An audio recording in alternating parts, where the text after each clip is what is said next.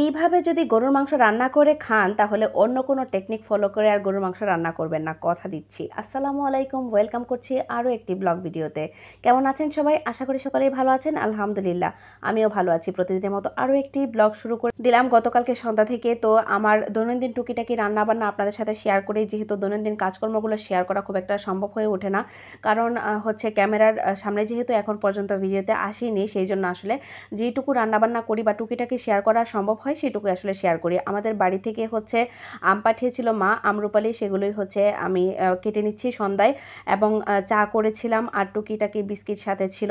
তো আমার ছেলের আবার আমের সিজনে আম না হলে চলে না, অনেক বেশি আম পছন্দ করে আমার ছেলে এবং আমার হাজব্যান্ড দুজনে, কিন্তু তার যেহেতু ডায়াবেটিসের সমস্যা আছে সেই জন্য তাকে খুব মেনে খেতে হচ্ছে। আর আমাদের বাসার সবগুলো আমি কিন্তু অনেক মিষ্টি জাতের আম, যেমন হাড়িভাঙা আছে, তারপর হচ্ছে আম্রপালি, আরও যে বড় বড় আমগুলো হয় ওগুলোর নাম আমি সব জানি না। সেই সব ধরনের আমই কিন্তু প্রচুর মিষ্টি, সেই জন্য কিন্তু আমি বলছি যে একটু অল্প স্বল্প করে খেতে। আর এই দেখেন আপডেট হচ্ছে আমার গোলাপ ফুল মাশাল্লাহ ফুটে যাচ্ছে। পাতায় কেন আসলে পোকা ধরে যাচ্ছে বুঝতে পারছি না, কেউ যদি জেনে থাকেন অবশ্যই একটু কমেন্ট করে জানিয়ে দিয়েন। আর এদিকে এখন গরুর মাংসটা আসলে প্রসেসিং করে নিচ্ছি। আজকে একটু ভিন্নভাবে গরুর মাংসটা রান্না করব, এভাবে রান্না করলে অনেক বেশি মজার হয়।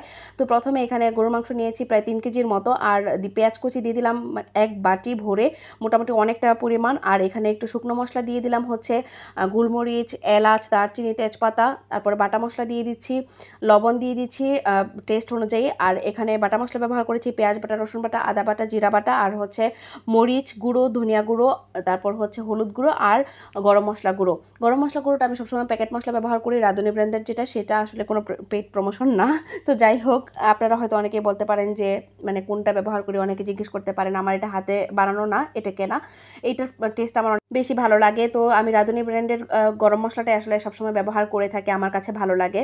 তো যাই হোক, এখানে আমি সবগুলো মশলা দিয়ে তারপর তেলটাও দিয়ে দিয়েছি পরিমাণ মতো, দিয়ে অনেকক্ষণ মেখে নেব, প্রায় 10 মিনিটের মতো মাখামাখি করে নেব, কারণ হচ্ছে এই মাখানোর উপরেই কিন্তু মাংসের টেস্টটা বের হবে। আপনারা হয়তো দেখেই বুঝতে পারছেন আমি কতটা সময় হচ্ছে মাখিয়েছি, এবং এখানে আধা ঘন্টা পর্যন্ত রেস্টে রেখেছিলাম ঢেকে দিয়ে। তারপর হচ্ছে আবারও আলুটা দিয়ে দিচ্ছি। আজকে আলুটা শুরুতেই দিয়ে দিব, কারণ আমি চাচ্ছি যে একটু ভিন্নভাবে করতে।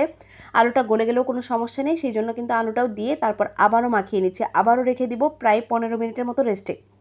এই রেস্টে রাখার কারণে কিন্তু মাংসটা অনেক দ্রুত রান্না হয়ে যাবে, এবং মাংসের ভিতরে যে মশলাগুলো সবগুলোই ঢুকে যাবে।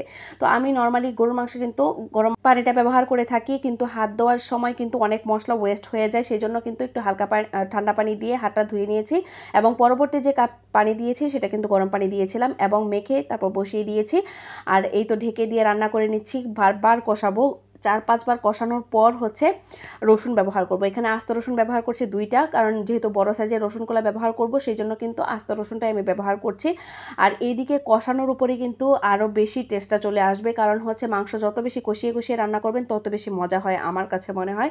তো যাই হোক, এদিকে রসুনটাও দিয়ে দিয়েছি, দিয়ে তারপর হচ্ছে আরও কষিয়ে নিচ্ছি। আমি কিন্তু খুব বেশি ঝোল দিয়েছি তা কিন্তু না, বারবারই কিন্তু মাংস থেকে পানিটা উঠছে, সেই জন্য কিন্তু আবার নাড়াচাড়াও দিয়ে দিতে হবে, তা না হলে কিন্তু তলানিতে লেগে গেলে একেবারেই মাংসের ফ্লেভার যেটা সেটা নষ্ট হয়ে যাবে, সেটা যেন নষ্ট না হয় এটা খেয়াল রাখতে হবে।